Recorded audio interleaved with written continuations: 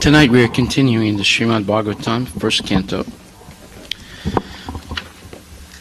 The first canto is full of nectarian pastimes of the Lord and deep philosophical analysis, as well as significant points that we need to learn in order to not be a victim of Kali Yuga. Kali Yuga is the age of hypocrisy and quarrel.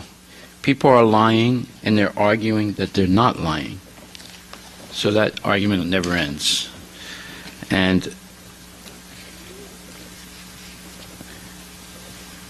Srila Vyasadeva, the author of the Vedic literature, he compiled the original 4 Vedas. They already existed, but they were in one book, so he compiled them and divided them into 4 parts: the Rig, Sama, Yajur, and Atharva Veda. Originally there was only 1 Veda, but to make it more understandable, he divided it into 4. And then he extracted from those 4 Vedas the highly philosophical parts, which are called the Upanishads. Upanisha. Upa means coming closer to Isha, the Supreme Personality of Godhead. So if you just read the 4 Vedas, Rig, Sama, Yajur, Atharva Veda, you'll be definitely confused and won't be able to figure out who is the Supreme Personality of Godhead. The Rig Veda recommends all kinds of, recommends who you should offer different types of yagyas or sacrifices to, such as Indra, Varuna, Mitra, Chandra, and so forth. And in the Samaveda, it explains how to say the mantras for those sacrifices. Then the Yajurveda explains how to do the actual fire sacrifice, which is highly complicated.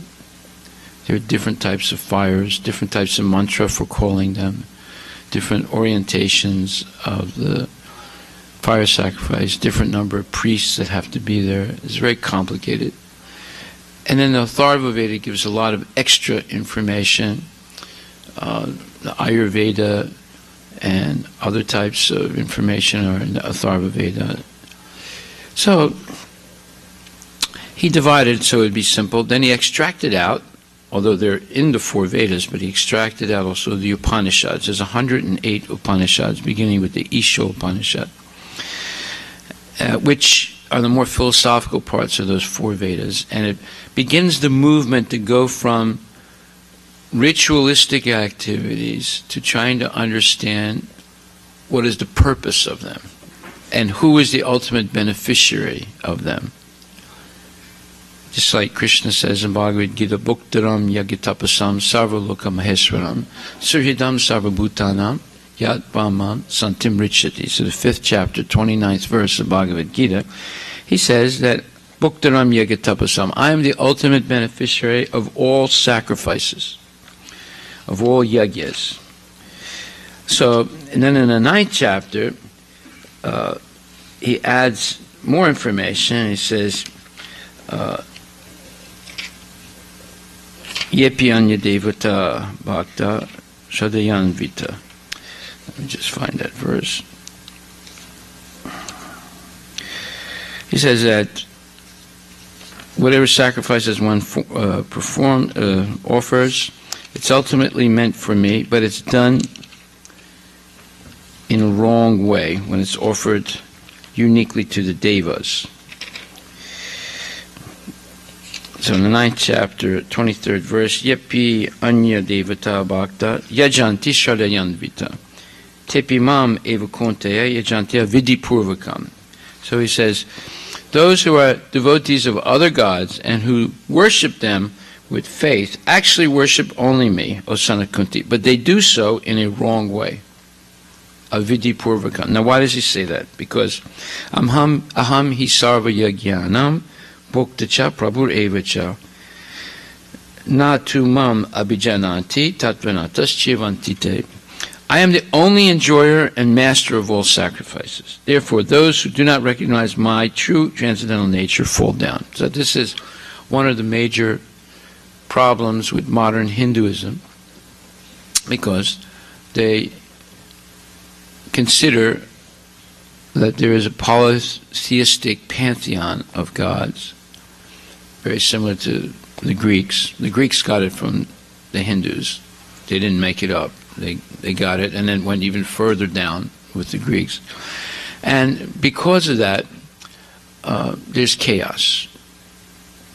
And you can see what's happening today, like, for example, in Delhi and many other parts of India. The government is promoting alcohol under the plea of, well, we have to regulate it and we get taxes. And we use the taxes for schools and hospitals. But actually, they have to use the taxes to put more criminals in jail and prosecute them and take care of the people who have been seriously injured by the criminals, and then deal with riots like they're going on now in Delhi. So it's not a real trade-off. You can end up losing the quality of the people by promoting alcoholism and promoting all kinds of other depraved things, such as meat eating. Before that was frowned upon. Now the government supports it. India has become one of the major exporters of cows, and in many areas of India they promote meat. They permit meat eating. And then pornography is another big thing that was never prominent or permitted. Now it's open to everyone. So what happens when these things are permitted is degradation of the society. People degrade. They become violent. There was once a young Brahmin priest, and there was one older woman that was a friend of the devil. So the devil would come to talk to her because she was such a nasty person. He wanted to learn from her nasty tricks. Some people are worse than the devil, you see. It's not that the devil is the worst. So one day they were sharing notes about nasty things that each of them had done, and then the lady said, well, whatever you can do, I can outdo you. He said, what do you mean? Well, I'll give you an example. There's this one very sweet Brahmin boy in our village.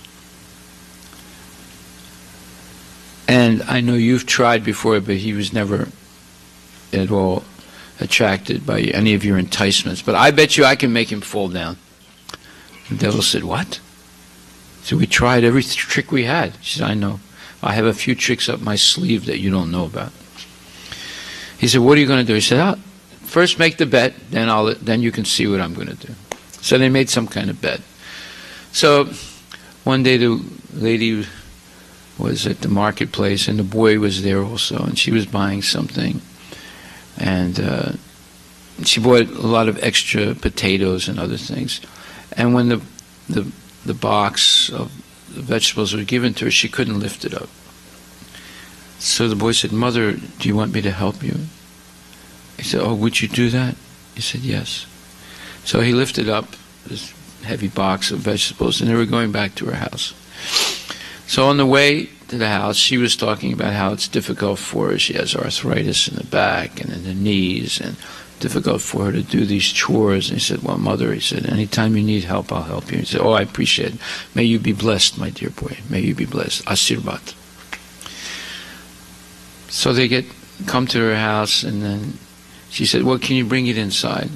He said, sure, okay. So he goes inside, puts the box in the kitchen, and she stays outside. So he comes back and says, Mother, what's the matter? I said, I need help to get up the steps. So he helps her get up the steps, and they go in, and then she sits down.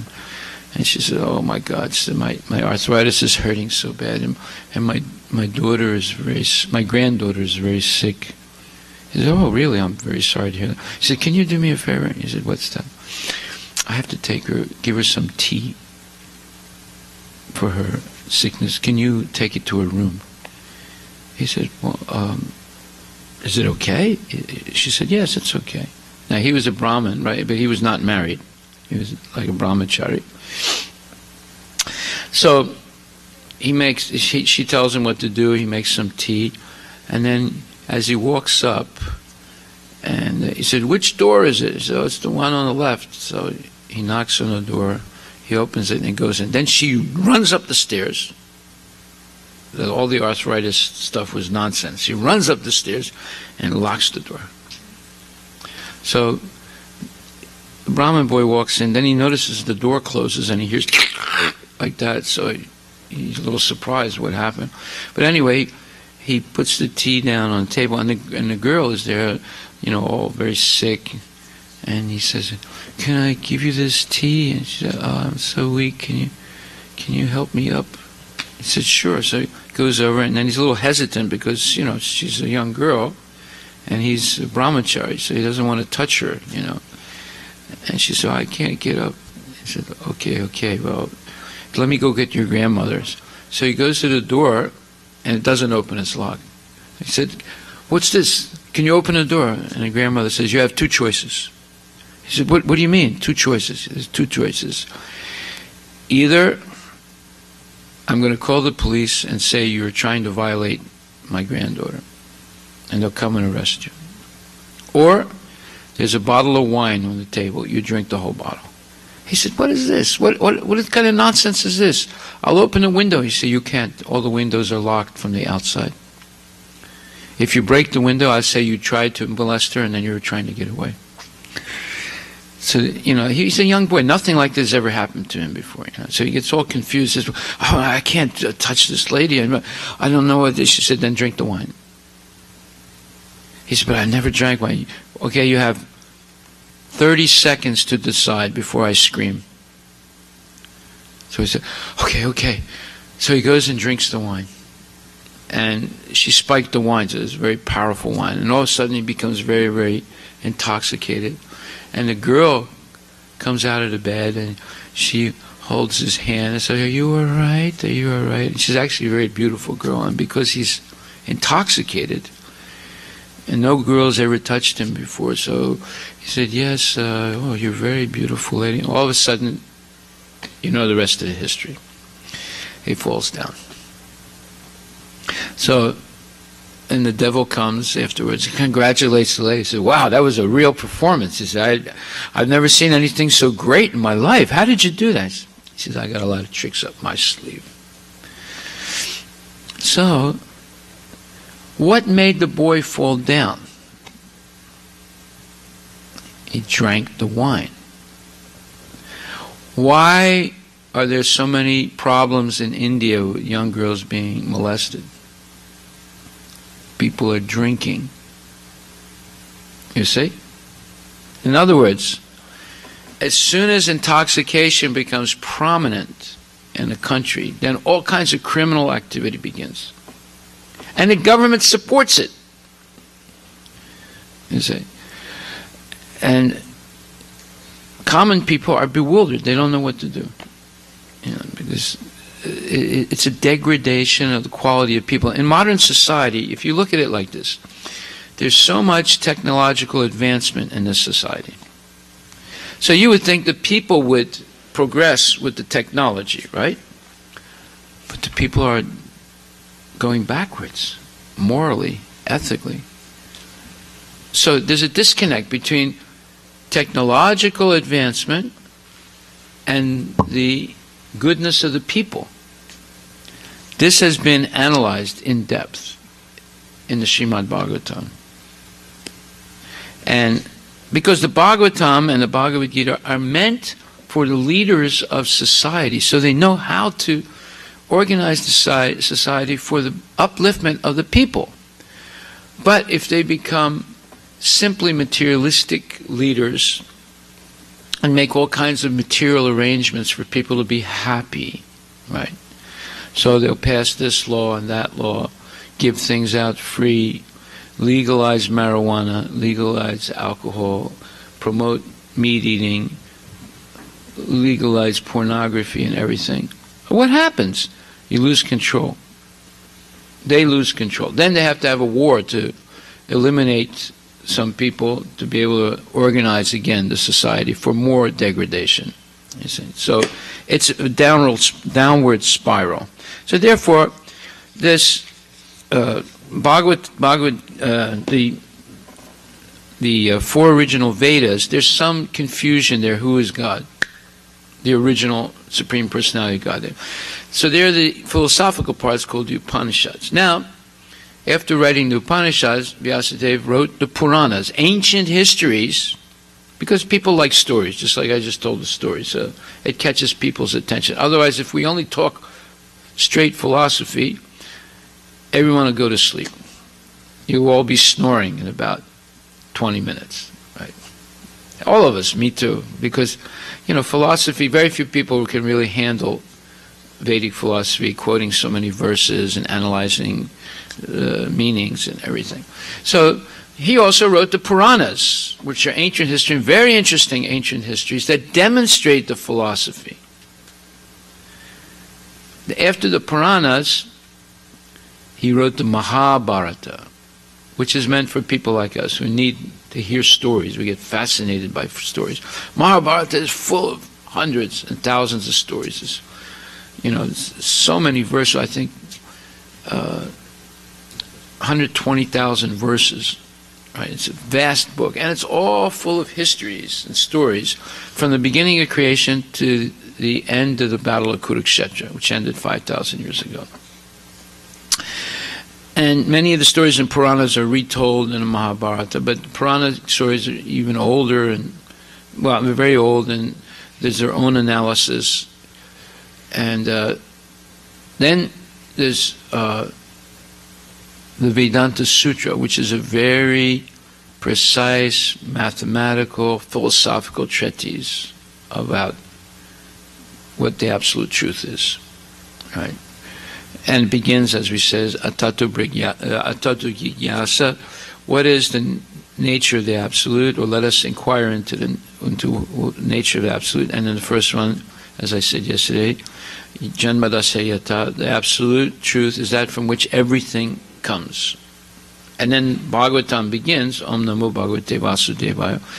I offer my respectful obeisances unto the supreme, beautiful personality of Godhead, who is the son of Vasudeva. And his name is Vasudeva, the son of Vasudeva. And then it begins, the first verse of Bhagavatam, Janmadasayata Nevyaditaratas so Vigyaswarat. The absolute truth is that from which everything comes, and it's the Supreme Personality of Godhead, Sri Krishna. So he answers, therefore the Bhagavatam is a natural commentary of the Vedanta Sutra.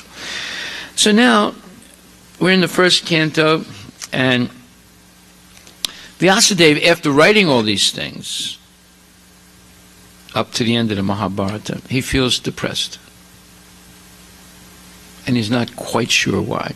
So whenever a disciple is in doubt, he goes to his guru, or his gurus.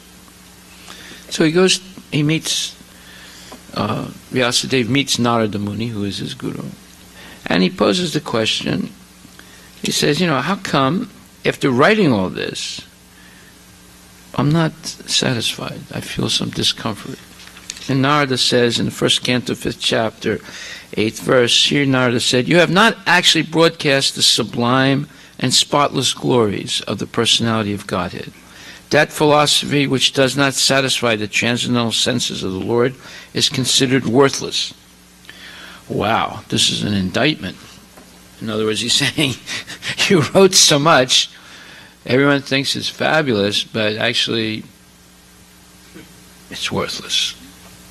Why? Because he hasn't very precisely, emphatically, clearly made it understood who is the Supreme Personality of Godhead, and why is he the Supreme Personality of Godhead, and what does he do precisely. So, and Srila Prabhupada writes, such a scholar as Vyasadeva has completed many expansions of the Vedic literatures, ending with the Vedanta philosophy, but none of them have been written directly glorifying the personality of Godhead. Dry philosophical speculations, even on the transcendental subject of the Absolute, have very little attraction without directly dealing with the glorification of the Lord. The personality of Godhead is the last word in transcendental realization. The Absolute realized as impersonal Brahman or localized Supersoul Paramatma is less productive of transcendental bliss than the supreme personal realization of his glories. The compiler of the Vedanta Darshana is Vyasadeva himself, yet he is troubled, although he is the author. So what sort of transcendental bliss can be derived by the readers and listeners of Vedanta, which is not explained directly by Vyasadeva, the author? Herein arises the necessity of explaining Vedanta Sutra in the form of Srimad Bhagavatam by the same, self-same author. So who else can explain the highly technical philosophical treatise Vedanta Sutra than the author himself? So he writes the entire Srimad Bhagavatam, which is only about glorifying Lord Shri Krishna, the Supreme Personality of Godhead. He says, although great sage, you have very broadly, Narada says, you have broadly described the four principles beginning with religious performances. You have not described the glories of the Supreme Personality, Vasudeva, or Krishna. So Narada puts his finger right on the point of Vyasadeva's despondency. He says, the root cause of the despondency of Vyasadeva was his deliberate avoidance of glorifying the Lord in his various editions of the Puranas. He has certainly, as a matter of course, given descriptions of the glories of Lord Shri Krishna, but not as many as given to religiosity, economic development, sense gratification, salvation, the four material goals of following the Vedas, Dharma, Artha, Kama, Moksha. These four items are by far inferior to engagement in the devotional service of the Lord. Sri Vyasadeva, as the authorized scholar, knew very well this difference, and still, instead of giving more importance to the better type of engagement, namely devotional service to the Lord, he had more or less improperly used his valuable time, and thus he was despondent. From this it is clearly indicated that no one can be pleased substantially without being engaged in the devotional service of the Lord. In the Bhagavad Gita, this fact is clearly mentioned. After liberation, which is the last item in the line of performing religiosity, yes, Dharma, Artha, Kama, Moksha. That's the last, seeming goal of all religiosity, is Moksha. It says, after liberation, which is the last item in the line of performing religiosity, etc., one is engaged in devotional service. This is called the stage of self-realization. In other words, after moksha, one begins devotional service to Krishna. This is a very important point. We talked about this yesterday, but we'll emphasize it more today. This is called the stage of self-realization, or the Brahma Bhuta stage. After attaining this Brahma Bhuta stage, one is satisfied. Brahma Bhuta prasanatma, na sochati na kankshati, samaksarvesa bhutesa, mad bhaktim labhate param. So that's an important verse in Bhagavad Gita. It comes at the end of the Bhagavad Gita, 18th chapter, 54th verse, I think. And it says, Brahma Bhuta prasanatma, na sochati na kankshati. So when a person is self-realized, or in other words, Brahma Bhuta, the quality of self-realization is prasanatma, being fully joyful. And why? Because na sochati na kankshati. There's no more lamentation for having lost something that one is attached to, and then there's no more hankering for something that one doesn't have. So material life is characterized by sochati and kankshati. People are lamenting for something they lost, and they're desiring something they don't have. And it goes on their whole life. It's like a seesaw, back and forth, back and forth, back and forth.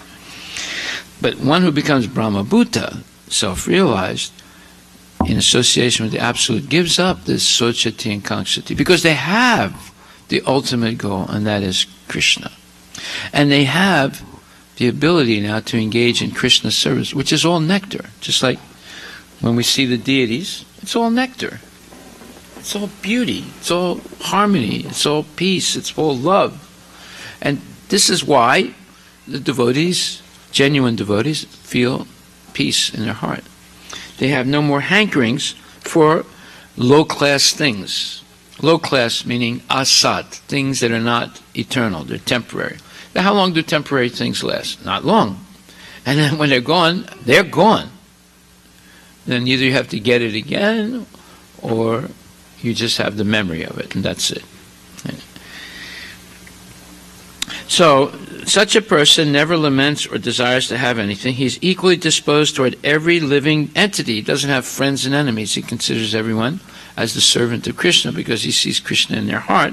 In that state, he attains pure devotional service unto me. So, impersonalists think that this Brahma-bhuta stage is the ultimate goal. But for the personalist or the pure devotee, one has to go still further to become engaged in pure devotional service. Now, all the great acharyas in the past, they were talking about this. But many of their followers have reverted back to this dharma, artha, kama, moksha. And they don't really understand that the highest goal is bhakti. Yoginam api sarvesam madgatadantaratmana shradamam bhajate yomam same yukta tomo mata. Krishna's opinion is, of all types of yoga, bhakti, one in which one serves the Lord with love and devotion, undivided attention, that is the highest of all. So, the devotee has to go still further to be engaged in pure devotional service. This means that one who is engaged in pure devotional service to the Supreme Lord is already in a state of liberation called Brahma-bhuta, oneness with the Absolute. Without being one with the Supreme, the Absolute, one cannot render service unto him. So oneness in the sense that one agrees with Krishna, not that one becomes Krishna. That's not oneness. One agrees, just like your son is not you, but as long as he listens to you, you're one. Right? If I meet the son and he's the loyal servant of the father, I met the father also. But if he has different opinions, say, my father says I shouldn't smoke, I'm going to smoke. My father says I shouldn't go out and stay out late and not do my homework, I'm going to go out and stay out late and do my homework. So then you're no longer one. You have different opinions about things. But if the opinion is the same, then you're one. Without being one with the Supreme, the Absolute, one cannot render service unto him. In the Absolute conception, there is no difference between the served and the servitor. Yet the distinction is there in a higher spiritual sense. Yeah, served is an individual, it's Krishna. The servitor is an individual, it's a devotee. That individuality is eternal. But the oneness is the servant always serves the will of the served. So in the material concept of life, when one works for sense gratification, there is misery. But in the absolute world, when one is engaged in pure devotional service, there's no misery. The devotee in Krishna consciousness has nothing for which to lament or desire. Since God is full, a living entity who is engaged in God's service, in Krishna consciousness, becomes also full in himself. He is just like a river cleansed of all dirty water. Because a pure devotee has no thought other than Krishna, he is naturally always joyful. He does not lament for any material loss or aspire for gain because he is full in the service of the Lord. He has no desire for material enjoyment because he knows that every living entity is a fragmental part and parcel of the Supreme Lord and therefore eternally a servant. He does not see in the material world someone as higher and someone as lower. Higher and lower positions are ephemeral, and a devotee has nothing to do with ephemeral appearances or disappearances. From him, stone and gold are of equal value. This is the Brahma-bhuta stage, and this stage is attained very easily by the pure devotee. In that stage of existence, the idea of becoming one with the Supreme Brahman and annihilating one's individuality becomes hellish. The idea of attaining the heavenly kingdom becomes phantasmagoria, or like a dream. And the senses are like serpents' teeth that are broken. And there is no fear of a serpent with broken teeth. There is no fear from the senses when they are automatically controlled. The world is miserable for the materially infected person, but for a devotee, the entire world is as good as Vaikuntha, or the spiritual sky. The highest personality in this material universe is no more significant than an ant for a devotee. Such a stage can be achieved by the mercy of the Lord Chaitanya, who preached pure devotional service in this age. These are very powerful words by Srila Prabhupada. Everywhere we turn, we're going to find powerful words by Srila Prabhupada. So, therefore,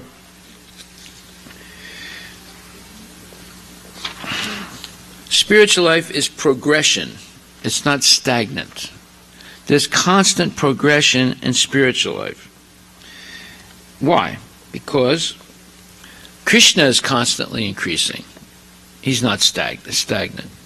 So the varieties in the spiritual world are eternal and constantly increasing. So therefore there's no boredom. We get bored, like kids get bored. They say, "Oh, I'm bored. I don't like this game anymore. Oh, I'm bored. I don't want to learn this anymore. I want to go and play." Then they're playing. They say, "Oh, I'm bored. I want to go home and eat something." So they're getting bored all the time by monotony, doing the same thing over and over again. There's no boredom in the spiritual world. It's constant increasing of variety, enjoyable varieties, and so forth. So, therefore, Narada Muni continues, "Those words which do not describe the glories of the Lord, who alone can sanctify the atmosphere of the whole universe, are considered by saintly persons to be like unto a place of pilgrimage for crows. Since the all-perfect persons are inhabitants of the transcendental abode, they do not derive any pleasure there." So, he's talking about mundane literature. Talking about this, talking about that, all nonsense stuff. It doesn't advance anyone's spiritual life. It advances material life, but not spiritual life. So it's for saintly persons, it's like the Kaka Mahotsav. Right? Kaka means, does it mean crow in Hindi? Yeah. So it's a Kaka Mahotsav. So what's the Kaka Mahotsav? The crows take pleasure in a place where garbage is thrown out. Just as the passionate fruitive workers take pleasure in wine and women and places for gross sense pleasure, the swans do not take pleasure in the places where crows are assembled for conferences and meetings. They are instead seen in the atmosphere of natural scenic beauty, where there are transparent reservoirs of water nicely decorated with stems of lotus flowers and variegated colors of natural beauty. That is the difference between the two classes of birds. So we talked about the fly and the bee. Now we're talking about crows and swans. You see, you can learn many things by observing nature. Many, many things. Similarly, there are different kinds of literature for different types of men of different mentality. Mostly the market literatures which attract men of the crows categories are literatures containing refused remnants of sensuous topics. They are generally known as mundane talks in relation with the gross body and subtle mind. They are full of subject matter described in decorative language, full of mundane similes and metaphorical arrangements. Yeah, just like in English we say, well, you got to kill 2 birds with 1 stone. You got to know how to skin the cat. What kind of images are there? Skinning the cat? Kill 2 birds with 1 stone? Whenever someone tells me, I say, Prabhu, it's like eating 2 gulabs with 1 gulp. It's, oh, okay, I won't say kill 2 birds with 1 stone. Yeah. So you understand, these images that people use are ghastly. It's all based on violence and blood, because that's what mundane literature is all about: violence, blood, and sense gratification. Look at all the movies. What are they about? Violence, blood, sense gratification, greed, anger, murder, and so forth. Spiritually advanced men who are compared to the swans do not take pleasure in such dead literatures, which are sources of pleasure for men who are spiritually dead. These literatures in the modes of passion and ignorance are distributed under different labels, but they can hardly help the spiritual urge of the human being, and thus the swan-like spiritually advanced men have nothing to do with them. Such spiritually advanced men are called also manasa, because they always keep up the standard of transcendental voluntary service to the Lord on the spiritual plane. This completely forbids fruitive activities for gross bodily sense satisfaction or subtle speculation of the material egotistic mind. Okay, so this is a very deep area. Then Prabhupada, then the next verse says, On the other hand, that literature, this is Canto 1, Chapter 5, verse 11. On the other hand, that literature which is full of descriptions of the transcendental glories, of the name, fame, forms, pastimes, etc., of the unlimited Supreme Lord, is a different creation, full of the transcendental words directed toward bringing about a revolution in the impious lives of the world's misdirected civilization. This is what we need today. We need a revolution in the impious lives of the world's misdirected civilization. This is what we need in India today, starting with Delhi, a revolution in the impious lives of the world's misdirected civilization. Such transcendental literatures, even though imperfectly composed, are heard, sung, and accepted by purified men who are thoroughly honest. So, that's why we're reading the Srimad Bhagavatam. This is for swan-like people. It's not for crow-like people. The crow-like people, Harry Potter, and this novel, and that novel, you know, novels that explain we all come from monkeys and chimpanzees, and the goal of life is to drink more, eat, drink, and be merry, for tomorrow we shall die. All nonsense stuff. But people are so filled with gobar in the brain that they're attached to it. They must feed on the nonsense, just like the crows are feeding on the garbage. They feed on the nonsense so that they are misdirected in life. However, if one develops a taste for this literature, they begin a active and progressive movement toward spiritual life and toward peace, harmony, love, compassion, and so forth. Okay, so now Narada begins to give instructions to Vyasadeva what to say, what he should put in the Srimad Bhagavatam. And he says, O Brahmana Vyasadeva, it is decided by the learned that the best remedial measure for removing, this is 1 Canto, Chapter 5, Text 32, for removing all troubles and miseries is to dedicate one's activities to the service of the Supreme Personality of Godhead, Sri Krishna. So he makes a very clear statement. People are suffering. They're saying, please give us shanti, shanti. Yeah. Just like at the end of every Vedic sacrifice, there's Shantipat. Sarve bhavantu sukhinaha, sarve santu niramayaha, sarve bhadrani pasyantu, ma kaschit dukhabhak bhavet, om shanti, shanti, shantihi, om asutama sadgamaya, Tamasima Jyotirgamaya Mrityorma Mritam Gamaya Om Shanti Shanti Shanti. So people want Shanti, right? That's why they invite pundits to their house to do pujas. That's why they go to big performances of yajnas.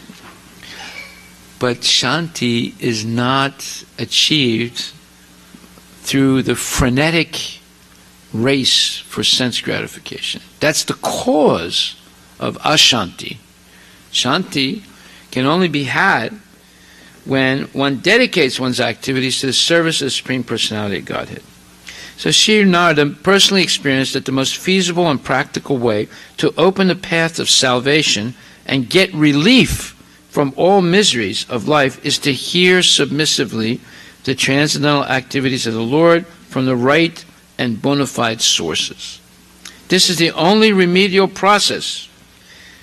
The remediation of life's problems is not Obamacare, it's not the United Nations, it's not making as much money as you can and then hiding out in some island in the Pacific. It's none of those things. It's not, killing all your enemies, organizing a genocide to get rid of all your enemies. That never solves any problem at all. It just increases the problems. It's sitting down like this without any disturbance and listening to Bhagavad Tattva, the truth about who is the Supreme Personality of Godhead. Once you know who He is, then you will know who you are, and you'll know what you should do as your primary duty in this life. That is called Sanatana Dharma. So, the whole world is struggling without the sanction of the Lord. No plan or no remedial measure can actually bring about the desired peace and tranquility people desire. The remedial measures to cure a patient by medical treatment is useless if it is not sanctioned or ordained by the Lord. To cross the river or the ocean by a suitable boat is no remedial measure if it is not sanctioned by the Lord. We should know for certain that the Lord is the ultimate sanctioning officer, and we must therefore dedicate our efforts to the mercy of the Lord for ultimate success, or to get rid of the obstacles on the path of success. We should therefore learn to dedicate our activities unto the mercy of the Lord and accept Him either as impersonal Brahman, localized Paramatma, or the Supreme Personality of Godhead. It does not matter what one is. One must dedicate everything in the service of the Lord. Okay, so these are clear statements. So then Narada says in verse text 33, O good soul, does not a thing applied therapeutically cure a disease which is caused by the very same thing? So when one drinks too much milk or he eats too much milk products, sometimes they get a stomach ache. So what's the medicine? They're given yogurt. So one thing gets them sick, the other thing used therapeutically gets them better. This is what he's saying. So an expert physician treats his patient with a therapeutic diet. For example, milk preparations sometimes cause disorder of the bowels, but the very same milk converted into curd and mixed with some other remedial ingredients cures such disorders. So in India you have certain types of lassis with jeera and ajwan and kala namak and so forth. So people drink that, and it cures their stomach problems. Similarly, the threefold miseries of material existence cannot be mitigated simply by material activities. Those are adi atmika, adi bodhika, adi daivika. Miseries of this body, miseries caused by other bodies, miseries caused by natural cataclysmic events. Such activities have to be spiritualized, just as by fire iron is made red hot, and thereby the action of fire begins. So the nature of iron is not fire, but you keep it in the fire long enough, it becomes fire. So you cannot cure the material miseries of people simply by material rearrangement of things or material solutions. But you put people in touch with Krishna, they become spiritualized, and then their problems will go away. We should not try to lord it over the material nature, nor should we reject material things. The best way to make the best use of a bad bargain is to use everything in relation with the Supreme Spiritual Being. Everything is an emanation from the Supreme Spirit, and by His inconceivable power, He can convert spirit into matter and matter into spirit. Therefore, a material thing, so-called, is at once turned into a spiritual force by the great will of the Lord. The necessary condition for such a change is to employ so-called matter in the service of the Supreme Personality of Godhead. That is the way to treat our material diseases and elevate ourselves to the spiritual plane where there is no misery, no lamentation, and no fear. When everything is thus employed in the service of the Lord, we can experience that there is nothing except the Supreme Brahman. The Vedic mantra that everything is Brahman is thus realized. Sarvam Klav Idam Brahma. So, one thing that gets you sick, the same thing used therapeutically can make you better, can cure you. So, we don't reject material things as the Mayavadi impersonalists do. What we do is learn how to use everything material in the service of Krishna. Everything can be used in Krishna's service. It's just a question of knowledge of how to properly offer it to the Lord so that He'll accept it. Because everything belongs to Him already. It's made from His energies. He's expanded them. And He will accept them if they're offered with love and devotion. Then Narada says in verse 40, Please, therefore, describe the Almighty Lord's activities which you have learned by your vast knowledge of the Vedas, for that will satisfy the hankerings of great learned men, and at the same time mitigate the miseries of the masses of common people, who are always suffering from material pangs. Indeed, there's no other way to get out of such miseries. Now, this is the solution to all problems of life. Don't you think people should be interested, especially the leaders? Shouldn't they be? Don't they want to solve all the problems of people's lives? Unfortunately, the answer is no. They're not interested at all in reading this or understanding. But Maharaj Parikshit was. The Pandavas were. I mean, these are real people, right? Real leaders. But today's leaders, they're a bunch of dacoits. They're not interested in helping the people. They're just interested in stuffing their pockets. In India, you have flagrant examples. There's one man. He's a murderer. He's elected every time to the Lok Sabha. The man's a murderer. Everyone's on the take.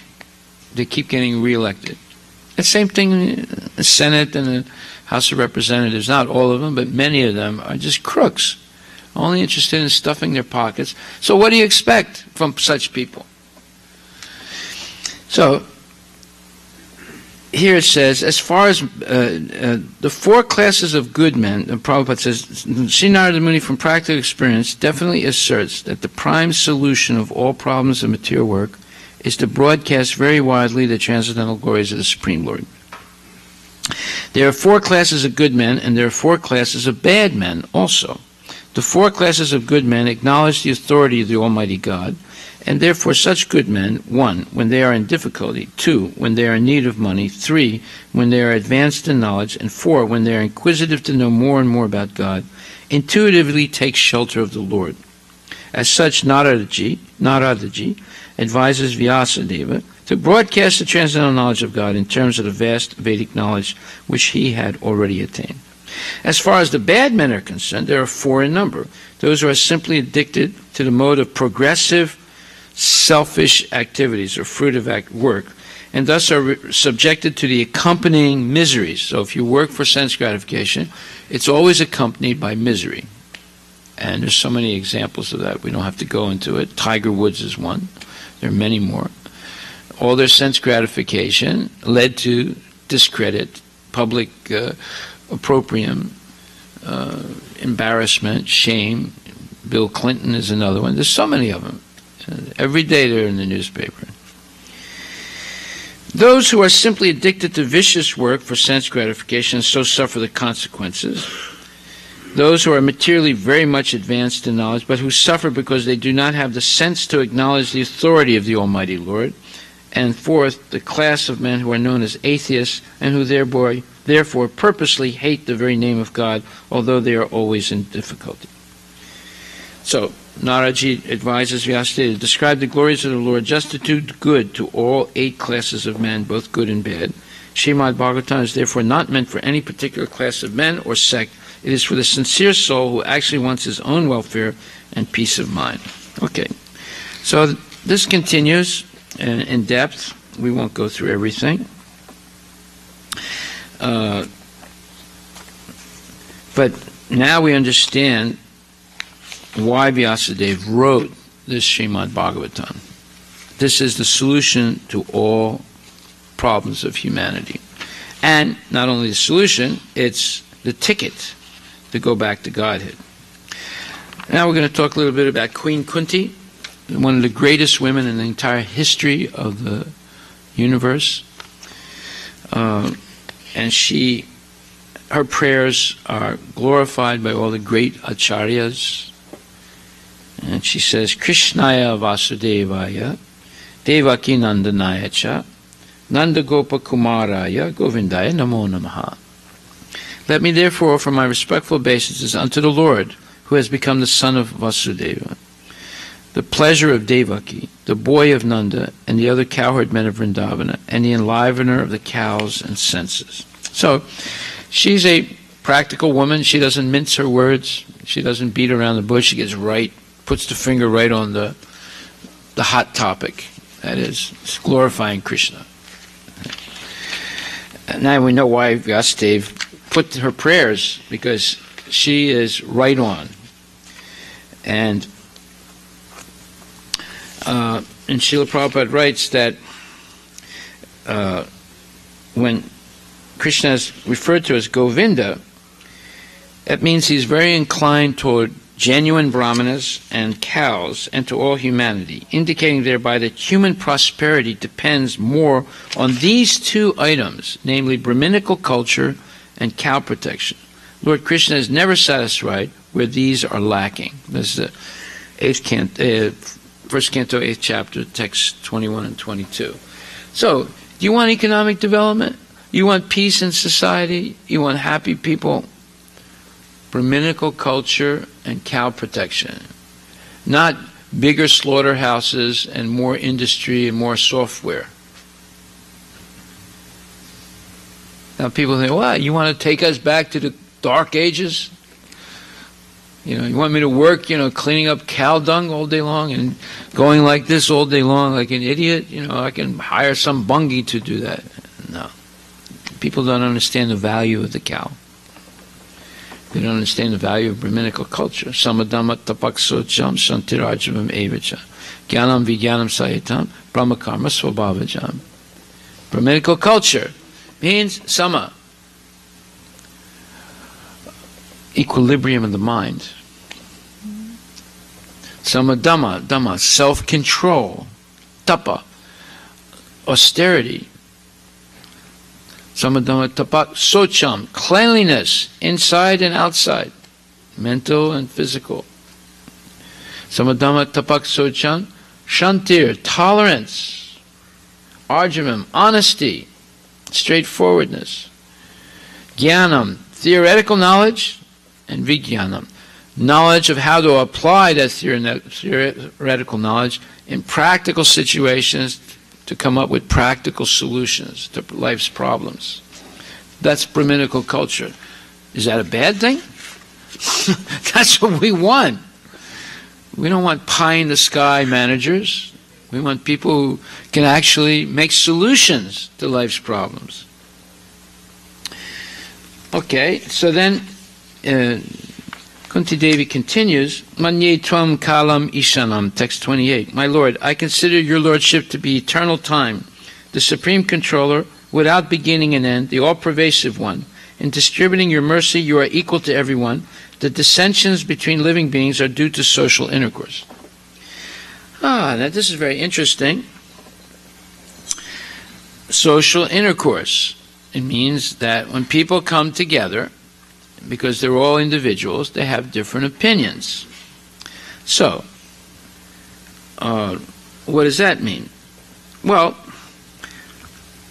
each one of them, each one of us, has some limited free will. If we don't use our limited free will to choose, and we have to choose, we're not forced, to choose to follow Krishna's instructions, then we will follow our own mixed up mind. Just like, let's say, father and mother, they follow Dr. Spock's theory of child rearing. His theory was, spare the rod and spoil the child. He was very popular in the 50s. So he had a best-selling book. So all the parents, they said, oh, spare the rod, meaning don't discipline your children, because it'll cause some trauma if you do. Just let them do what they want to do. They'll grow up, nice and balanced. So then fast forward to the 1960s, they all became hippies. They were smoking marijuana and singing marijuana, marijuana, and they all became hippies. They copped out of conventional society and just became flower children, right? Then people realized, my God, we wasted that whole generation by not directing them. And now the hippies have become, elected as president and governors and things like that, So what do you expect? So you have to discipline your children, not to hurt them, not to scare them, but to rear them in the right direction. So she's saying here, Naveda kaschit bhagavan chikir satam. So everyone is suffering due to their previous destiny, enjoying or suffering. And we don't know exactly what that destiny is until the karmic reactions actually mature. And then we can see that maybe we made a lot of mistakes in our past life, or maybe we did pious activities in our past life. So Kunti says, "O Lord, no one can understand your transcendental pastimes, which appear to be human and so are misleading. You have no specific object of favor, nor do you have any object of envy. People only imagine that you are partial." So the atheists, I just read something today written by an atheist. He said, "Why are people grieving and going to God for the massacre in Sandy, whatever, Point or whatever, that place in Connecticut?" He said, "What good is God going to do? We should rather comfort each other through social compassion and not depend on God." And why do they always call religious people to talk on television and give advice when people are suffering, when there's a tragedy, when there's unspeakable evil that takes place? All they say is, "Well, it's because you're not going to church, or you've turned your back to God." And so what kind of answer is that? Or the children, maybe the God wanted them back sooner. He said, "Well, what kind of comfort is that to the parents, that God wanted their children back sooner, and that's why they were mercilessly executed by this crazy fanatic?" You see? So, for people who don't have much spiritual education, it might make sense what he's saying. And it might make sense also in another way, because the religious leaders that they talk to speak in times of tragedy might not really be bona fide religious leaders. They might not actually have real knowledge of God that can comfort people. They have maybe some dogma or some imperfect knowledge. So there are a lot of aspects to this, why there's a backlash to people turning to God in times of tragedy and pain. But Krishna doesn't, and then that reflects on God, right? The incapacity of his representatives to give the proper answers, that reflects on God. So this man is saying, why turn to God when there's tragedy? Let's just forget about God and talk to each other in compassionate ways and comfort each other, and talk about, making an educational fund, a scholarship fund in the memory of the children that died, or this thing or that thing, as if that's going to help. But he said, maybe we can find something good in the tragedy. So these are a type of palliative, ad hoc arrangements that people want to make to sort of mitigate the pain of suffering. But it doesn't really mitigate anything. If you're a parent and you lost a child in that tragedy, what would mitigate your suffering? Nothing, actually. Nothing that these people are saying or doing would mitigate it. So,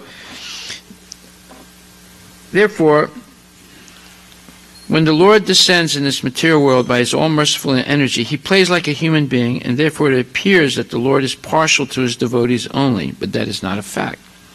Despite such apparent manifestation of partiality, his mercy is equally distributed. In the battlefield of Kurukshetra, all persons who died in the fight before the presence of the Lord got salvation without the necessary qualifications, because death before the presence of the Lord purifies the passing soul from the effects of all sins. And therefore the dying man gets a place somewhere in the transcendental abode. Somehow or other, if someone puts himself open in the sun's rays, he is sure to get the requisite benefit both by heat and by ultraviolet rays. Therefore, the conclusion is that the Lord is never partial. It is wrong for people in general to think of him as partial. So, these things have to be heard and thought about carefully. We have examples, even Sisupala, who basically hated and disdained Krishna. When he was killed by Krishna, he merged into the Brahman effulgence. Actually, he merged into the body of Krishna. There's two types of merging. And he attained salvation, even though he was the enemy of the Lord. Imagine what you would attain by being the servant of the Lord. Of course, it is bewildering, O soul of the universe, that you work though you are inactive, that you take birth though you are the vital force and the unborn. You yourself descend amongst animals, men, sages, and aquatics. Verily, this is bewildering. Now, Kunti Devi is explaining some things about Krishna. This is like high-quality information. My dear Krishna, Yasoda took up a rope to bind you when you committed an offense, and your perturbed eyes overflooded with tears, which washed the mascara from your eyes, and you were afraid, though fear personified is afraid of you. This sight is bewildering to me. So we did Damodar Astakam, Damodar Vrat, and we're glorifying that moment when Yasoda Mai ties up Krishna, and Krishna is crying, and he's afraid. His mascara is coming down, his kajal is coming down on his cheek. But he's the Supreme Personality of Godhead. No one can tie him up. Death personified is afraid of him. So why is he doing this? Because of Yasoda Mai's love for him. He's conquered by her love. Although he's Ajita, unconquerable, he's conquered by the love of his devotee. This is high-class information. This is confidential information. But it's bewildering for materialistic people. Just like when Ram was tied up and Lakshman was tied up by the snake weapon, I think of Indrajit, everyone was somewhat bewildered. So they called Garuda to come, and Garuda came because snakes are afraid of big birds like Garuda. But when Garuda came, he saw them tied up. For 1 second, he thought, maybe he's not God. How is this possible? He's tied up, he looks helpless. Or when Sita was kidnapped and Ram was crying and he was going around as far as, Sita, Sita, where are you? Ravana told Sita, say your husband is a wimp. He doesn't have a country, he doesn't have a kingdom, doesn't have an army, doesn't have any money, and he's roaming around the forest crying, saying, Sita, Sita, where are you? So what kind of, how is he going to come here? He can't even come here. The Devas can't come to Lanka. How is he going to come? Sita said, listen, anyone who's known a swan is not interested in a crow. Whatever you're offering me, I'm not interested. And you better give me back to my husband. Otherwise he's going to come here and wipe out you and your whole dynasty of Rakshasas. She was not bewildered. She knew who Ram is. And she was not afraid of Ravana. So he didn't listen to her. And what happened? Ram came there with an army, not of human beings, but an army of mixed human animals, and wiped out all the Rakshasas. So we see that Krishna is bewildering to the atheistic and demoniac people. They don't understand anything. But it's possible for devotees to understand the glories of the Lord by this process of Shravanam Kirtanam, hearing and chanting and remembering the Lord. Then we fast forward, and the last parts of the first canto go into a deep explanation of the problems of Kali Yuga and how to solve them. Because this is a very bad time to be born, as you can see by reading the newspaper. So, after the battle of Kurukshetra, Dhritarashtra ended up living with the Pandavas in Hastinapur as their guest, Dhritarashtra and his wife Gandhari, after the Pandavas had just killed their 100 sons. So they took them in because they're blind and they were their relatives, and they're taking care of them. So when Pandavas first went to see them after the battle was over, at one point Arjuna came to hug his auntie Gandhari. Now Gandhari, she had her eyes covered. She was a mystic yogi. She was much greater than Dhritarashtra. But in order to keep peace in the family, her husband was blind. She put a blindfolds on so that she would never think she's superior to her husband. This is very significant. Ladies should understand this. In order to keep peace in the family, if you're always criticizing her, oh, you're an idiot, your mother-in-law, your mother, she doesn't know anything, and I have better education than you do, and I'm making more money than you are, and after a little while, that ruins the relationship, because men naturally want to dominate. So Gandhari, knowing this, she put a blindfold. The day she got married, she put a blindfold so that she would never think that she's superior to her husband. Therefore, they were able to live peacefully together their whole life. But Gandhari was a powerful yogini. She was not an ordinary person. She came from, in fact, Gandhar is named after Gandhari. She came from what's today Afghanistan, right? And she was a Kshatriya woman. And she was very powerful and a yogi. So, when Arjuna went to hug his auntie, he was warned a little bit, be very careful. So when she put her head down like this, Arjuna went like that. So her eyes could see a little bit outside of the blindfold. It burned Arjuna's feet. In other words, if she had taken off her blindfold, Arjuna would have been dead. She would have burned him completely. Because he killed all her sons. And now they're protecting them. They're living in their house, they say. So this is Vedic culture, but it's bewildering to most people, right, how this could happen.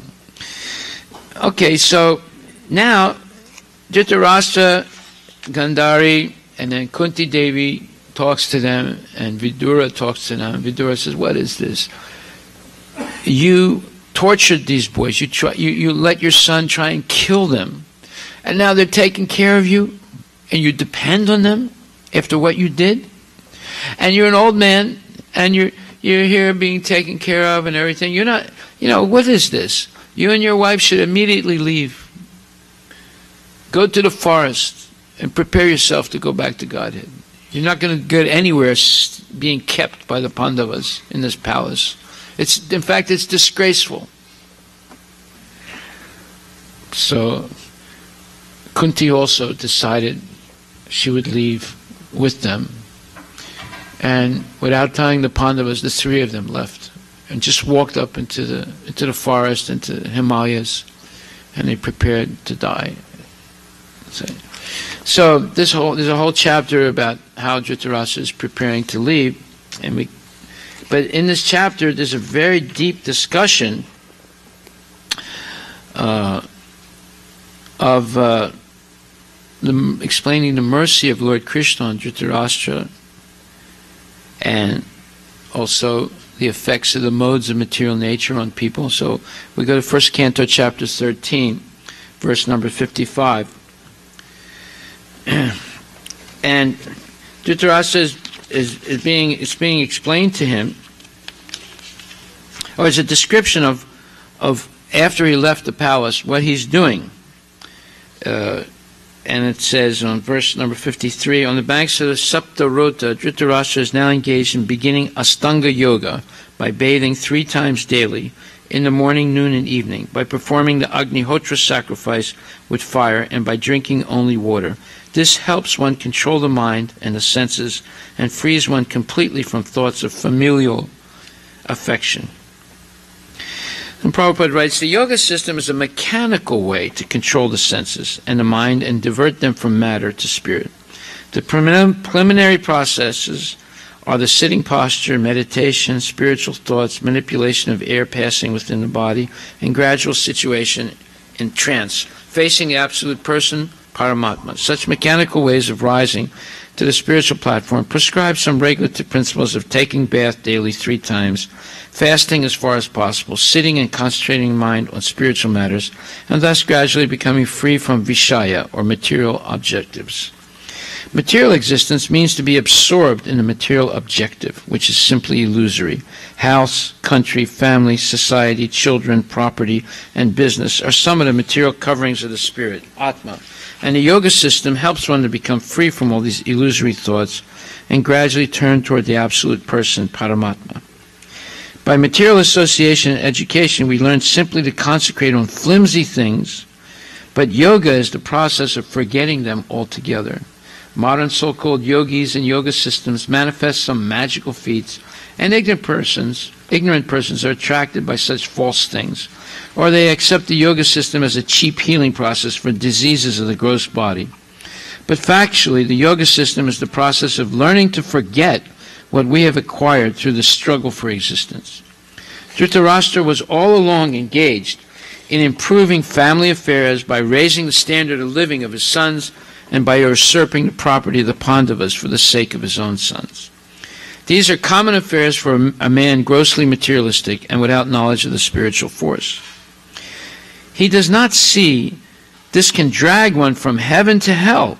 By the grace of his younger brother Vidura, Dhritarashtra was enlightened and could see his grossly illusory engagements, and by such enlightenment he was able to leave home for spiritual realization.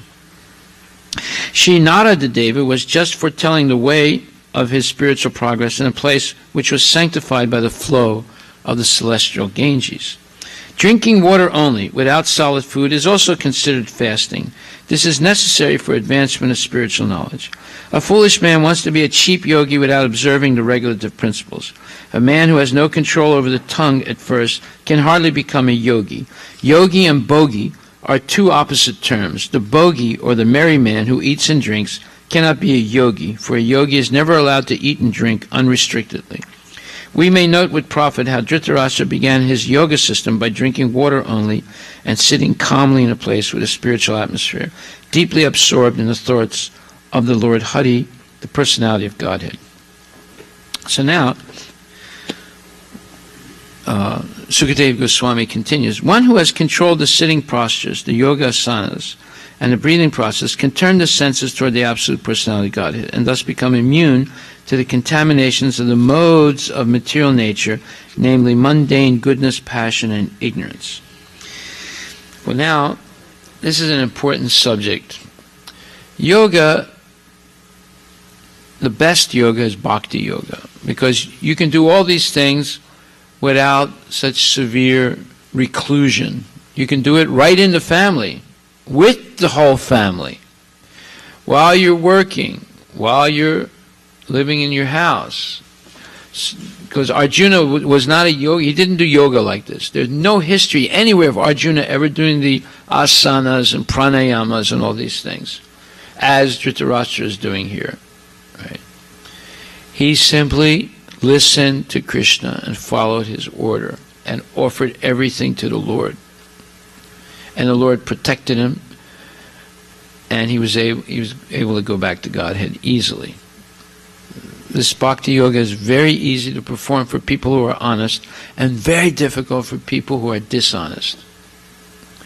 So, but now there's going to be a very interesting explanation here of the influence of the modes of material nature, which we must understand if we want to become liberated in this lifetime to engage in pure devotional service. We must understand how these modes are working on us, because this is what is magically keeping people in this world, and there are obstacles to becoming engaged in Krishna consciousness. Maharaj Dhritarashtra was to attain success in the preliminary actions of yoga, asana, pranayama, pratyahara, dhyana, dharana, and so forth, because he was seated in a sanctified place on the bank of the Ganges and was concentrating upon one objective, namely the Supreme Personality of Godhead, Hari. He wasn't meditating on nothingness. He wasn't meditating on the tip of his nose. He wasn't meditating on some spiritual light somewhere in his brain. He was meditating on Krishna. That's the real objective of yoga, not the spiritual light, not nothingness, not the tip of the nose. And not to lose fat. We don't do yoga to lose fat or to increase sense gratification. All that is bogus. Thus, all his senses were being engaged in the service of the Lord. This process directly helps the devotee to get freedom from the contaminations of the three material modes of nature. Even the highest mode, the mode of goodness, is also a cause of material bondage. And what to speak of the other qualities, namely passion and ignorance. Passion and ignorance increase the material propensities of hankering for material enjoyment, and a strong sense of lust provokes the accumulation of wealth and power. One who has conquered these two base mentalities and has raised himself to the platform of goodness, which is full of knowledge and morality, cannot also control the senses, namely the eyes, tongue, nose, the ear, and touch. But one who has surrendered himself unto the lotus feet of the Lord Hari, as above mentioned, can transcend all influences of the modes of material nature and be fixed in the service of the Lord. So now we know how to educate our children and how to educate ourselves. We must eliminate everything that's tamasic and rajasic in our house, in our environment, in our life, in our thoughts.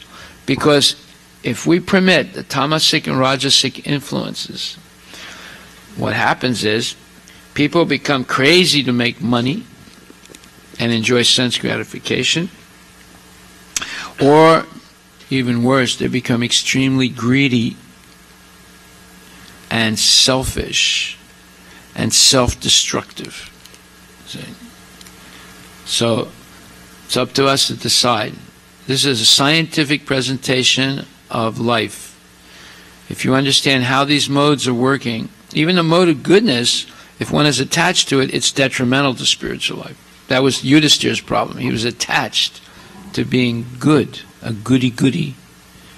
Therefore, he refused to follow Krishna's order.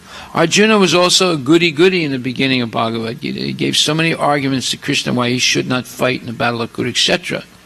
See? The highest morality, samsidir haritoshanam, atak pumbir drijasestas, varnashrama vibhagasaha, swanustitasya dharmasya samsidir haritoshanam. The highest perfection is pleasing Hari, pleasing Krishna, haritoshanam, not pleasing oneself.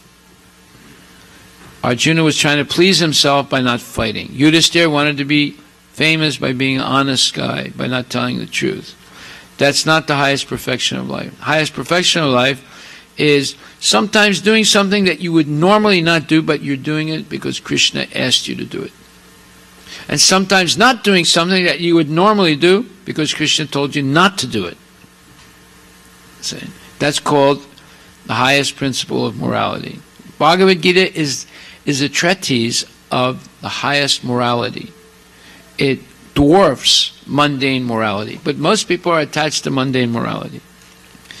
And because of that, they never get freedom from the miseries of material life. In fact, they create more miseries in the name of goodness.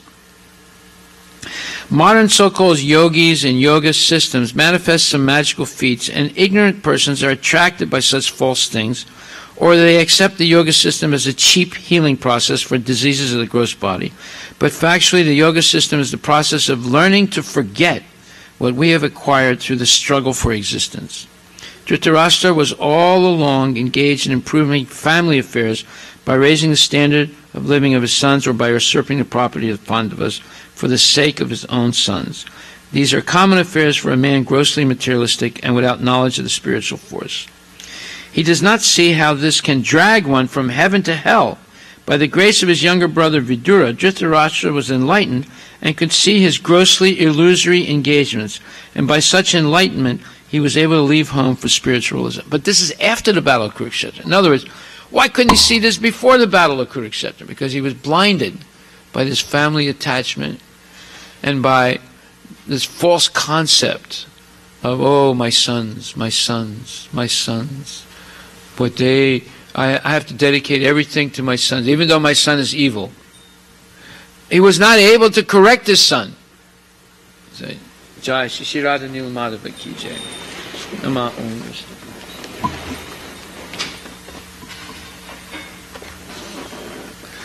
So what kind of father is that? He facilitated his son. And because of that, it ruined his whole family, ruined his whole dynasty. You see? So, then it says, Shri Narada Dev was just foretelling the way of his spiritual progress in a place which was sanctified by the flow of the celestial Ganges, and so forth. Then it says, passion and ignorance increase the material propensities of hankering for material enjoyment, and a strong sense of lust provokes the accumulation of wealth and power. Okay. Then, Dhritarashtra will have to amalgamate his pure identity with intelligence and then merge into the Supreme Being with knowledge of his qualitative oneness as a living entity with the Supreme Brahman. Being freed from the blocked sky, he will have to rise to the spiritual sky. So this is mystic yoga. This is Astanga yoga, right? The living being, by his desiring to lord it over the material world and declining to cooperate with the Supreme Lord, contacts the sum total of the material world, namely the Mahatattva, and from the Mahatattva his false identity with the material world, intelligence, mind, and senses is developed. This covers his pure spiritual identity. By the yogic process, when his pure identity is realized in self-realization, one has to revert to the original position by amalgamating the 5 gross elements and the subtle elements, mind and intelligence, into the Mahatattva again. Thus, getting freed from the clutches of the Mahatattva, he has to merge in the existence of the Supersoul. In other words, he has to realize that qualitatively he is non-different from the Supersoul, and thus he transcends the material sky by his pure identical intelligence, and thus becomes engaged in the transcendental loving service of the Lord. This is the highest perfectional development of spiritual identity, which was attained by Dhritarashtra by the grace of Vidura and the Lord. The Lord's mercy was bestowed upon him by his personal contact with Vidura, and when he was actually practicing the instructions of Vidura, the Lord helped him to attain the highest perfectional stage. Therefore, Vidura was the guru of his brother, and he was the dispenser of Krishna's mercy to his brother and, of course, his wife. A pure devotee of the Lord does not live on any planet of the material sky, nor does he feel any contact with material elements. His so-called material body does not exist, being surcharged with the spiritual current of the Lord's identical interest, and thus he is permanently freed from all contaminations of the sum total of the Mahatattva. He is always in the spiritual sky, which he attains by being transcendental to the 7-fold material coverings by the effect of his devotional service. The conditioned souls are within the coverings, whereas the liberated soul is far beyond the cover. So, the one example is Narada Muni. He's in the material world, but he's not affected by it at all. And he can go at will to the spiritual world. He can go at will to Narak. He's not affected. That's real liberation, because he's not attracted to any type of sense gratification in the material world. Why? Because he's using everything in the material world to please Krishna. That is real liberation. So then it continues that whatever Dhritarashtra attained by the yogic process, in other words, a stage of negation of all sorts of material reaction, the effects of the material modes of nature draw the victim to indefatigable desires of enjoying matter. That's what happens when we're affected by the material nature. You can see it. Like you go on an airplane, they give you a magazine. And in that magazine, it's all about sense gratification. Go to Toronto and you can see Chef Pierre at the Golden Duck restaurant, and it shows you pictures of the different meat preparations, and they all look very beautiful, nice shiny pictures. And you see Chef Pierre with his mustache, and he's talking about how he was trained here and that, and his specialty is putting wine in the duck. And it looks so good, I wish I could go there. And then you see a picture, vacation in Hawaii, Maui, and then this thing, and you go to Dallas and experience the southern hospitality, So these magazines are enticements for increasing sense gratification. So there's no limit to it.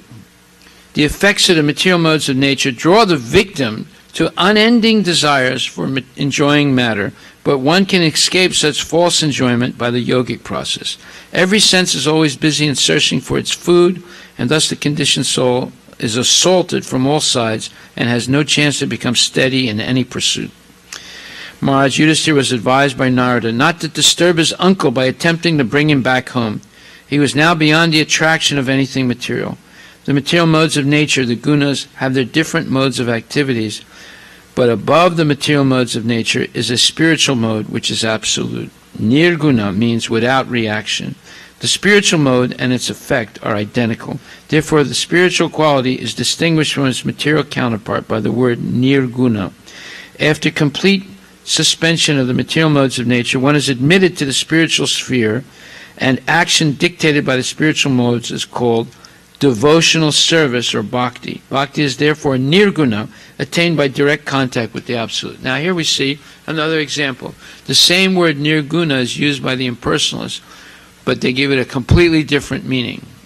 And here's the real meaning of the Sanskrit word nirguna. Without the effect of the material modes and completely under the influence of the spiritual modes of transcendental activity in devotion. O king, Narada is speaking, Dhritarashtra will quit his body most probably on the 5th day from today, and his body will turn to ashes. So Narada Muni's prophecy prohibited Yudhisthira from running into the forest and bringing Dhritarashtra and his Gandhari and Kunti Devi back. And Dhritarashtra would not need any funeral ceremony. Narada Muni indicated that his body by itself would burn to ashes. The perfection of the yoga system is attained by such mystic power. The yogi is able to quit his body by his own choice of time and can attain any planet he desires by turning the present body into ashes by self-made fire. So, that's an interesting history. Now we'll fast forward to the Pandavas themselves who retire. They also, after some time, give up living in Hastinapur and go to the forest to prepare to go back to Godhead, especially after they heard that Krishna left the planet. So Canto 1, Chapter 15, in verse number 28, Sutta Goswami said, oh, by the way, we should explain this. Sometimes it says Sukadeva Goswami, sometimes it says Sutta Goswami. And what does this mean? Well, originally the Bhagavatam was spoken by Sukadeva Goswami to Maharaj Parikshit, who only had 7 days to live because he had so-called insulted a Brahmana, and the son of the Brahmana cursed him to die, being bitten by a flying snake called Takshaka. So Maharaj Parikshit asked the question to great sages, what should I do now that I know definitely I'm going to die in 7 days? So they decided the best thing you can do is to hear Srimad Bhagavatam from a pure devotee. So they tried to figure out who's the pure devotee. And here comes Sukadeva Goswami, the 16-year-old son of Vyasadeva, who was just born after spending 16 years in the womb of his mother. Why? Because he was impersonalist realized. So impersonalists realize everything is one. So what's the difference if I stay in the womb or if I go out? Everything is one. So he stayed in the womb of his mother. Poor lady had to suffer 16 years with this boy. But then the father spoke Srimad Bhagavatam. And when Sukadeva Goswami heard the Bhagavatam from within the womb, he said, aha, now I have a reason to leave the womb. I'm going to go out and engage in Krishna's service. So he, also the Kumaras, they were like what you would call legitimate impersonalists, as opposed to the Mayavadis, who insult the Lord at every chance they get. They say he's nirguna, meaning he has no qualities. He's nirakar, doesn't have a form. He's this, he's that. He's not this, he's not that. So they make him into some kind of farcical, non-existent being. Therefore, they're the worst aparadis. But there are bona fide impersonalists, like we see here Sukadeva Goswami, who became enlightened because he had no preconceived idea of Krishna, and he didn't engage in any blasphemy of the Lord. He just didn't know. But when he heard Srimad Bhagavatam, it inspired him. And he immediately leaves the womb, and he's naked, and he just walks away. And his father's, Vyasadeva, is really bewildered. He said, where's my son going? He was just born. And people like this are born fully grown. You don't have to wait. You don't have to change their diapers or anything. So he walks away. Vyasadeva follows him. And they pass by a place where there's some women bathing. And when they see Sukadeva Goswami, he had a body similar to Krishna's, very beautiful and bluish, black. He was naked, but they didn't try and hide themselves, although they were naked, because they could see he was not interested in anything. He was in a different realm, consciously. But then when he saw his father, who's Vyasadeva, the author of all the Vedas, they all rushed and hid their nakedness, because he could still, Vyasadeva was still on the level of seeing man, woman, and differentiating like that. Sukadeva Goswami was not differentiating like that. So anyway, he arrives at a place where Yudhisthira is, and Parikshit Maharaj is, and all the sages choose him to speak Srimad Bhagavatam. Then he begins to recite it.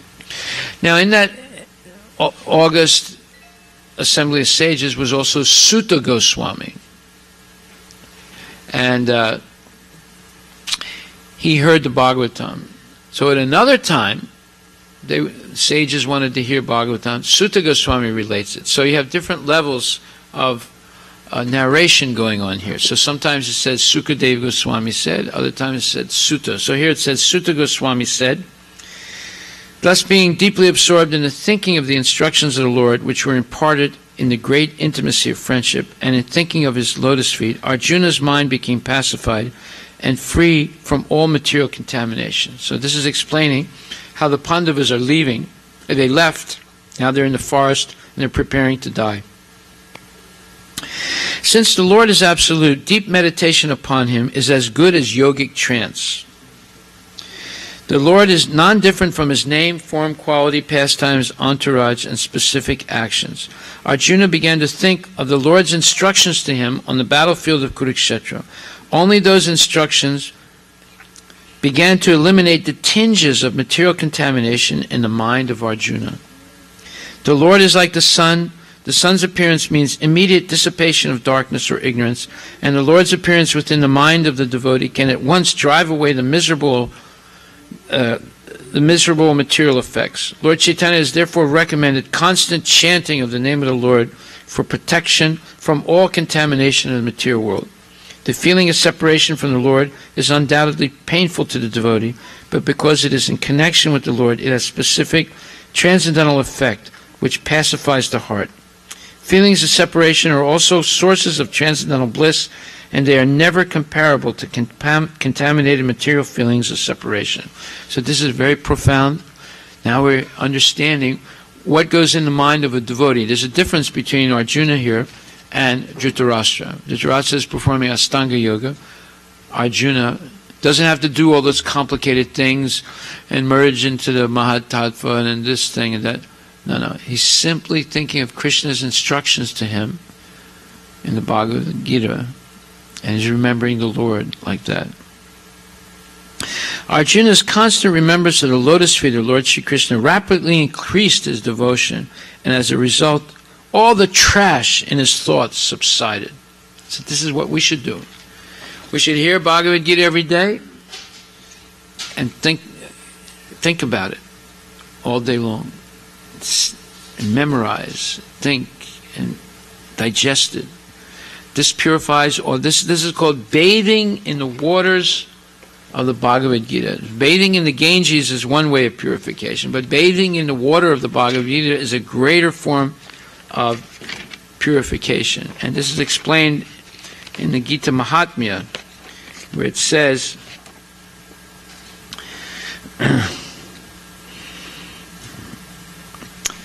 Maline muchanam pumsa jala snanam dine dine. One may cleanse himself daily by taking a bath in water, but if one takes a bath even once in the sacred Ganges water of Bhagavad Gita, for him the dirt of material life is altogether vanquished. You see? So that's what we're doing here. We're bathing in the water of Bhagavad Gita and Srimad Bhagavatam, and it clears away maline muchanam, cleans away all the maline, all the dirt of material association. Material desires in the mind are the trash of material contamination. By such contamination, a living being is faced with so many compatible and incompatible things that discourage the very existence of spiritual identity. Birth after birth, the conditioned soul is entrapped with so many pleasing and displeasing elements, which are all false and temporary. They accumulate due to our reactions to material desires. But when we get in touch with the Transcendental Lord in His variegated energies by devotional service, the naked forms of all material desires become manifest.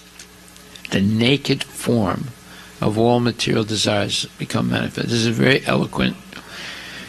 In other words, when someone has clothes on, they look good, right? They take their clothes on, you see their naked form.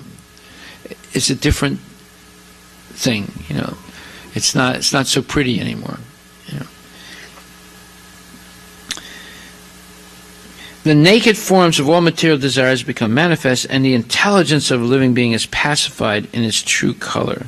As soon as Arjuna turned his attention toward the instructions of the Lord as they are inculcated in the Bhagavad Gita, his true color of eternal association with the Lord became manifest, and thus he felt freed from all material contaminations. Because of the Lord's pastimes and activities, and because of his absence, it appeared that Arjuna forgot the instructions left by the Personality of Godhead. But factually, this was not the case. And again, he became Lord of his senses. Yeah, sometimes if we separate ourselves from devotees, things don't become so clear in our mind. But because at least once, or in one period of our life, we associated with devotees, we heard Bhagavad Gita, we took prasadam, any little spiritual stimulus will bring us back. We can never really shut it out of our life because of the purifying effect of it. A conditioned soul is enwrapped in his fruitive activities by the force of eternal time. But the Supreme Lord, when he incarnates on the earth, is not influenced by Kala or the material conception of past, present, and future. The activities of the Lord are eternal, and they are manifestations of his Atma Maya, or internal potency. All pastimes or activities of the Lord are spiritual in nature, but to the layman they appear to be on the same level with material activities. It so appeared that Arjuna and the Lord were engaged in the battle of Kurukshetra, as the other party was also engaged. But factually, the Lord was executing his mission of incarnation and association with his eternal friend, Arjuna. Therefore, such apparently material activities of Arjuna did not drive him away from his transcendental position, but on the contrary, revived his consciousness of the songs of the Lord as he sang them personally. This revival of consciousness is assured by the Lord in the Bhagavad Gita, 1865, as follows: Manmanabhava madbhakto madhyajimam namaskuru mam evaishasi satyam te pratijani priyosame. One should think of the Lord always. The mind should not forget him. One should become a devotee of the Lord and offer obeisances unto him. One who lives in that fashion becomes undoubtedly endowed with the blessing of the Lord by achieving the shelter of his lotus feet. There is nothing to doubt about this eternal truth. Because Arjuna was his confidential friend, the secret was disclosed to him. Arjuna had no desire to fight with his relatives, but he fought for the mission of the Lord. He was always engaged in the execution of his mission only, and therefore, after the Lord's departure, he remained in the same transcendental position, even though it appeared that he forgot all the instructions of the Bhagavad Gita. One should therefore adjust the activities of life in pace with the mission of the Lord, and by doing this, one is sure to return back home, back to Godhead. This is the highest perfection of life. Because of his possessing spiritual assets, the doubts of duality were completely cut off. Thus he was freed from the three modes of material nature and placed in transcendence. There was no longer any chance of his becoming entangled in birth and death, for he was freed from material form. Doubts of duality begin from the misconception of the material body, which is accepted as a self by less intelligent persons. The most foolish part of our ignorance is our identifying this material body with the self. Everything in relation with the body is ignorantly accepted as our own. Doubts due to misconceptions of myself and mine. In other words, my body, my relatives, my property, my wife, my husband, my children, my wealth, my country, my community, and hundreds and thousands of similar illusory contemplations cause bewilderment for the conditioned soul. By assimilating the instructions of the Bhagavad Gita, one is sure to be released from such bewilderment, because real knowledge is knowledge that the Supreme Personality of Godhead, Vasudeva, Lord Krishna, is everything, including oneself. Yeah, we're also included in Krishna. We're part and parcel of the Lord. We're eternally individual. The Lord is eternally individual, but we're not separated from the Lord at any time. It's only due to Maya, illusion, that we think we're separate from the Lord.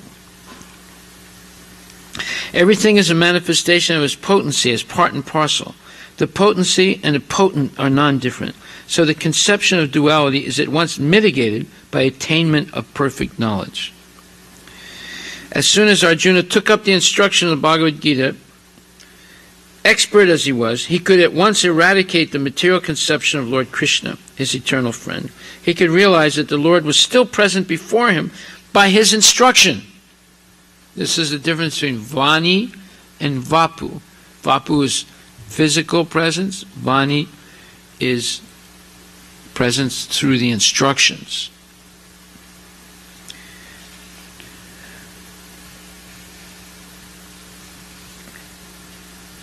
He could realize that the Lord was still present before him by his instruction, by his form, by his pastimes, by his qualities, and everything else related to him. He could realize that Lord Krishna, his friend, was still present before him by his transcendental presence in different non-dual energies, and there was no question of attainment of the association of the Lord by another change of body under the influence of time and space. By attainment of absolute knowledge, one can be in association with the Lord constantly, even in this present life, simply by hearing, chanting, thinking of, and worshipping the Supreme Lord.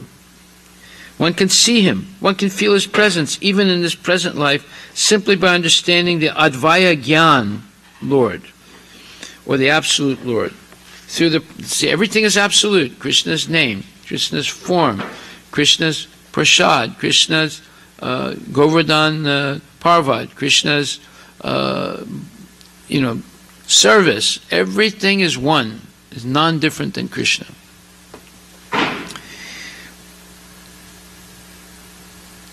One can, simply by understanding the Advaya Jnana Lord, or the Absolute Lord, through the process of devotional service, which begins with hearing about Him. Lord Chaitanya says that simply by chanting the holy name of the Lord, one can at once wash off the dust on the mirror of pure consciousness, and as soon as the dust is removed, one is at once freed from all material conditions. To become free from the material conditions means to liberate the soul. As soon as one is therefore situated in absolute knowledge, his material conception of life is removed, or he emerges from a false conception of life. Thus the function of the pure soul is revived in spiritual realization. This practical realization of living being is made possible due to his becoming free from the reaction of the three modes of material nature, namely goodness, passion, and ignorance. By the grace of the Lord, a pure devotee is at once raised to the place of the Absolute, and there's no chance of the devotees becoming materially entangled again in conditioned life. One is not able to feel the presence of the Lord in all circumstances until one is endowed with the required transcendental vision made possible by devotional service prescribed in the revealed scriptures. Arjuna had attained this stage long before on the battlefield of Kurukshetra, and when he apparently felt the absence of the Lord, he at once took shelter of the instructions of the Bhagavad Gita, and thus again he was placed in his original position. This is the position of Vishoka, or the stage of being freed from all grief and anxieties.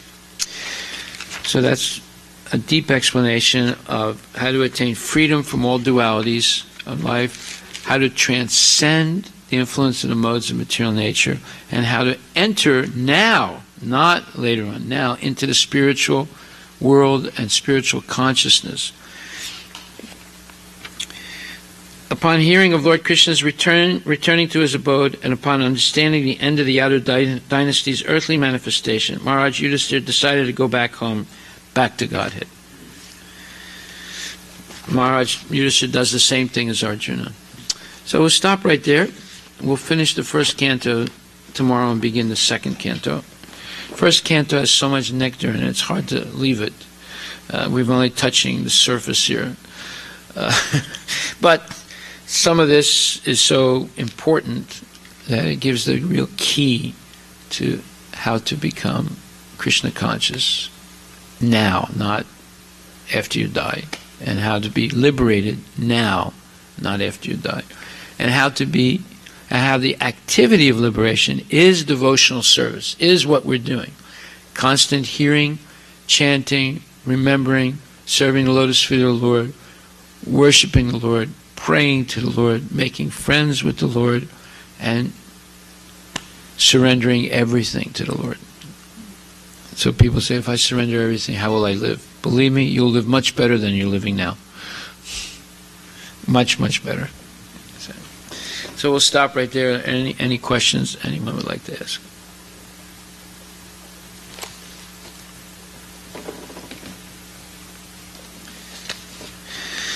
Okay, so it's 9:24. Yeah.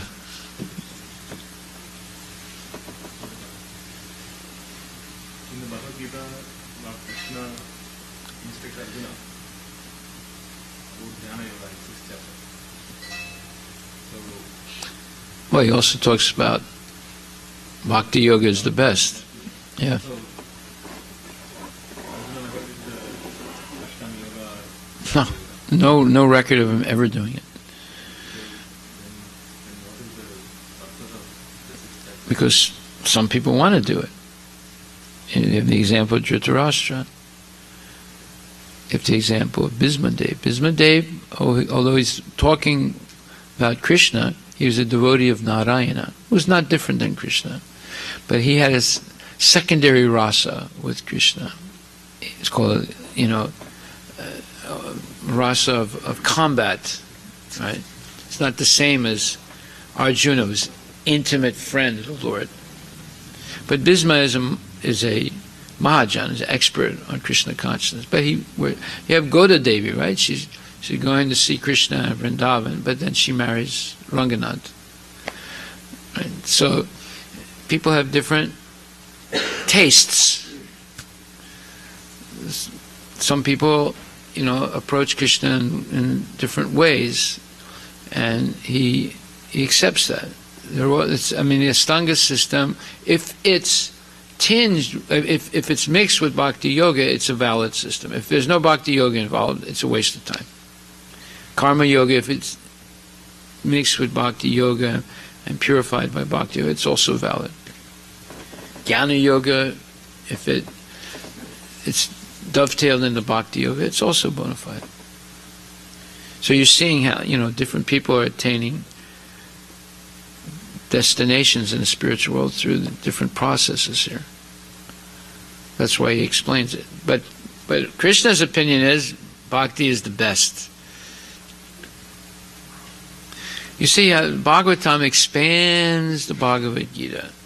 And, any little, let's say, ambiguities that you might have in the Bhagavad Gita, you come to the Bhagavatam, they're all explained in tremendous detail.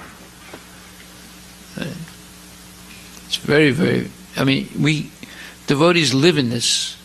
If you go, let's say you go to Brahmaloka, what are they doing there? This is what they're doing. Let's say you go to Vaikuntha, what are they doing? This is what they're doing. Let's say you go to Goloka Vrindavan, right? When Krishna leaves Vrindavan, ostensibly, what do the gopis do? They're reenacting Krishna's pastimes. They're talking about Krishna did this, Krishna did that, right? So that's what we're doing here. We're actually preparing ourselves to enter into that transcendental consciousness where Krishna, Krishna, Krishna, Krishna, Krishna, Krishna, Krishna, hey. Then you're liberated. You're liberated right here. If we develop this taste, everybody has a different taste, right? Someone is tasting wine. They can tell you, this is vintage 1984 Beaujolais, right? They develop this taste, right? And it's very fine-tuned. But we're trying to develop that fine-tuned taste for this, Krishna Katha. Right? This is for swans. It's not for crows. Crow-like people are not interested in this. It gives them a headache hearing all. They fall asleep, or they can't wait to leave, or whatever. The devotees are, keep going. I don't want to eat. I don't want to sleep. I just want to hear this. Yudhishthira 7 days didn't eat, didn't sleep, didn't drink water. It got so fascinated by Sukadev's recitation of all these things. And he asked him questions, and he kept answering, and new questions came out, answered. And then finally 7 days are over. Takshaka comes. Flying through the air, you know how dangerous snakes are, right? But this was a flying snake. It's not an ordinary snake. It's a flying, you've never seen a flying snake, right? Imagine if you lived somewhere where there are flying snakes. They come through the air and they bite you like that. Yudhishthira was not fazed by it at all. His consciousness was somewhere else. It was with Krishna. Hare Krishna.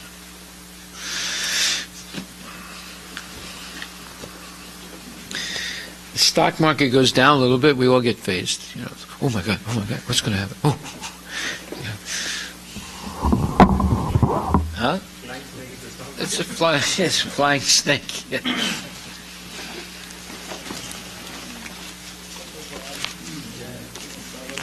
Jai.